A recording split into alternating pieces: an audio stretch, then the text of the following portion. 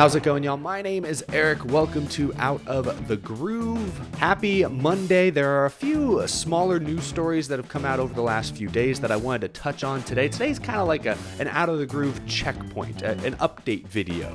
Before we get to all the news, though, this episode is sponsored by the folks on my shirt, National Metering Services. They're a premier metering installation company that works throughout the country with both private and public utilities. They have multiple services, including mass meter exchanges. National Metering Services changes meters for utilities on a massive scale. They have a meter maintenance program where they test and repair meters and backflow devices, as well as check the service lines for lead, acting as the tip of the iceberg for getting the lead out of our water systems. And their services also include meter data management. Their software helps utilities track critical data both during and after a project is performed. It's the week of Thanksgiving, and National Metering Services is hosting a food drive in New Jersey. National Metering Services will match every donation can for can. Here is the address where you can stop by if you're in the area, or if you're able to send food via Instacart or Amazon. People have done that as well. Thank you to National Metering Services for supporting the channel. You can check out even more of their information down in the description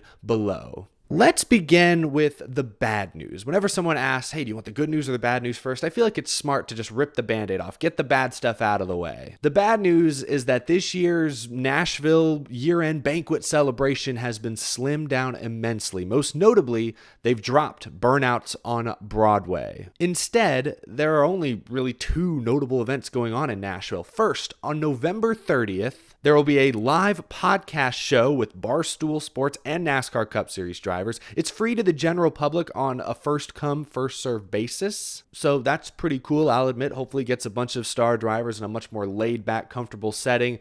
Hopefully it's not too stiff since they're having Barstool run it. I don't know anything about Barstool Sports. I hope the people there are familiar with NASCAR and bring the best out of these Cup Series drivers. I remember a few years ago, they used to do like a sort of stage show. I think Rutledge Wood often hosted it, where they'd have the 16 playoff drivers and they would just BS around for like an hour. And I never attended it in person, but a lot of the clips are up on YouTube and they're pretty funny. So I'm glad they're doing something kind of like that this year. But since it's with Barstool Sports, I don't know anyone from Barstool. I don't know, do they have any legit NASCAR fans who understand the sport, who know these drivers, that drivers have camaraderie or rapport with? Everyone knows Rutledge Wood, say what you will. All the drivers are comfortable talking to Rutledge Wood. I'm not sure about Barstool Sports in this case. So fingers crossed it goes well, but it is free to the general public. So that's pretty cool. But they've scrapped Burnouts on Broadway. The award show will be December 1st at the Music City Center. It will not be broadcast on TV, either live nor tape delayed. It will instead be on Peacock 2 days later.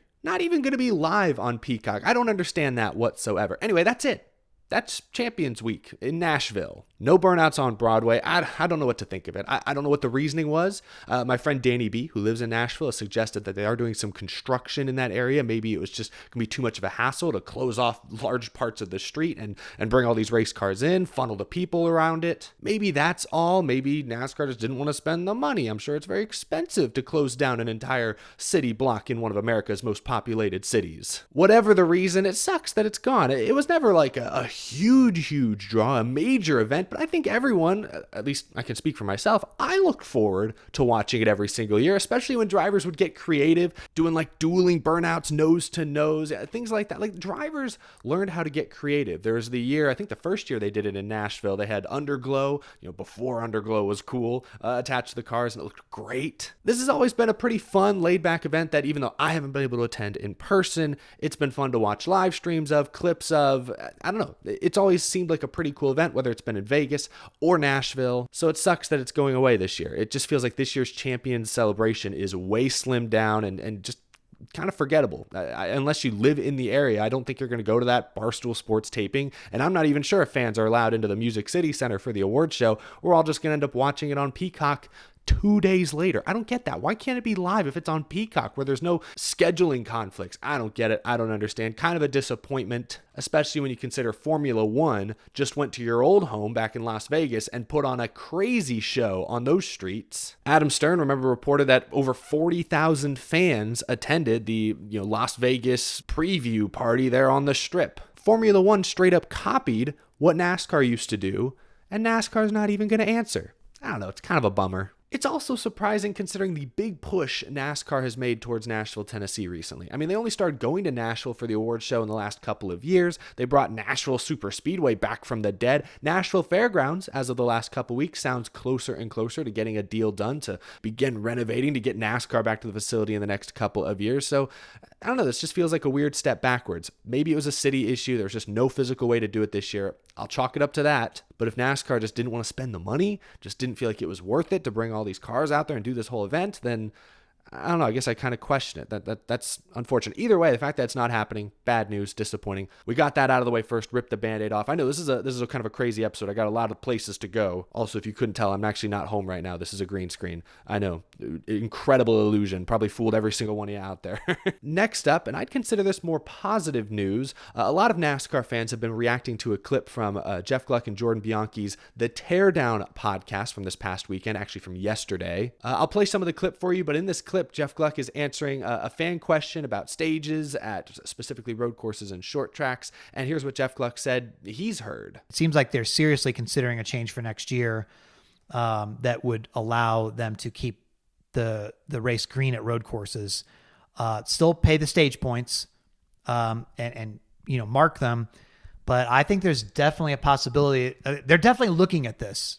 For sure at this point. I want to clear this up first and foremost. I know many of you disagree with me, but I actually love stage racing, generally speaking. Awarding points to the top 10 drivers early in the race, midway through the race, rewarding that consistency throughout so that if you dominate the first two stages and then you blow a tire in stage 3, at least you got some points. I've loved that, and I've been a fan ever since it was first implemented. NASCAR's made a lot of structural changes in recent years that, yes, are confusing, I think, to the average fan or the non-fan who's trying to get into the sport. The playoffs. I understand there's a lot about NASCAR's format that is confusing.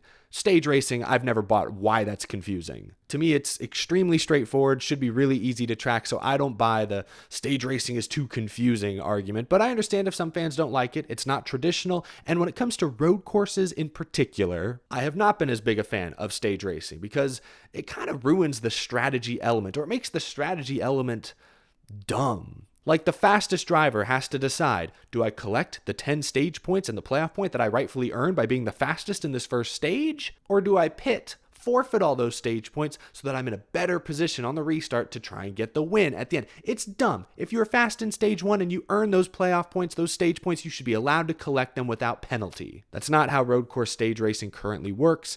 If NASCAR eliminates the caution flag component of road course stage cautions, maybe that will fix the problem.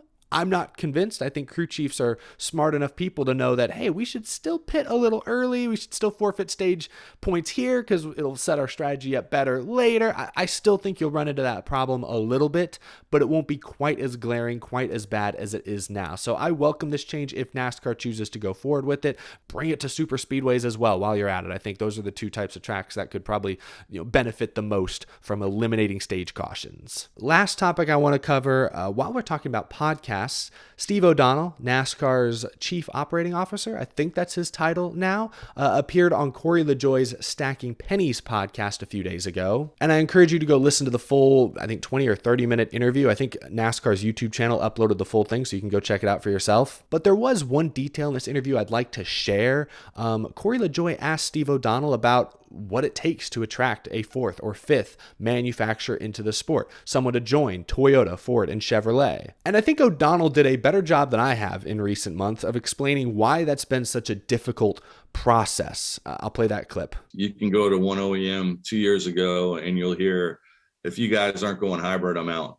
And that same OEM, 6 months later, if you're not, I don't want to go hybrid. If you're not EV, I'm out.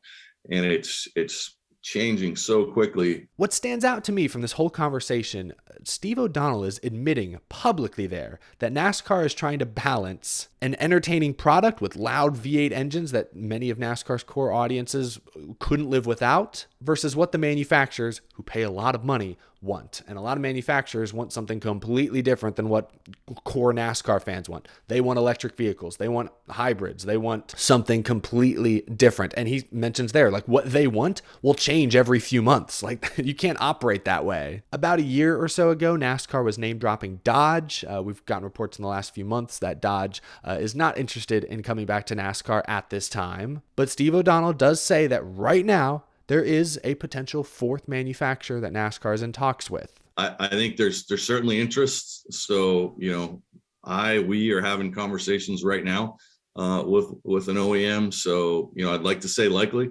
Place your bets now. Who could it be? I love this game. O'Donnell did not sound, how should I say this? He didn't sound confident that this new manufacturer would be joining NASCAR anytime soon, but he wouldn't rule it out. He was at least comfortable enough mentioning that there is someone they're in talks with. So I don't know. I wouldn't expect a new manufacturer for at least a couple of years minimum. But I hope a new manufacturer comes, because that means more money. That means more factory support, more competition, and potentially good opportunities for the most talented drivers to shine. So I think everyone, regardless of if you're a hardcore Ford fan or Chevy fan or Toyota fan, I think everyone, if you're just a racing fan, stock car racing fan, should welcome a fourth manufacturer joining the sport, no matter who it is. I see that as only a positive for the entire industry going forward. But we'll have to wait and see if any manufacturers join. I just thought it was interesting to hear Steve O'Donnell kind of highlight some of the struggles that NASCAR is going through, trying to deal with all these potential companies. It does sound difficult to make any definitive future plans when the entire automotive industry seems to be just changing on a whim, it feels like. But listen to the full clip for yourself. Also listen to that full episode of The Teardown, one of my favorite podcasts to listen to every week. I love their race reviews, their race recaps. The last couple weeks, I think Jordan and Jeff have been doing more like season recaps. They've been answering questions from listeners and from fans. So I encourage you to go listen to both The Teardown and Stacking Pennies, a couple of my favorite listens to most weeks. That is going to do it for this episode. Share your thoughts down in the comment section below. I know we covered a wide variety of topics, but yeah, I want to know what you guys think this week. It is Thanksgiving week, so I'm not sure what my upload schedule is going to look like. I'm not home right now, for one, so that's making things a little difficult, but I'm sure I will talk to y'all again very, very soon. If you're new to the channel, hit that subscribe button so that when I do upload again, you're one of the first to see it and to stay in the loop on all things NASCAR. But that's going to do it. Thanks for watching, y'all. I'll see you in the next episode. Have a great rest of your Monday.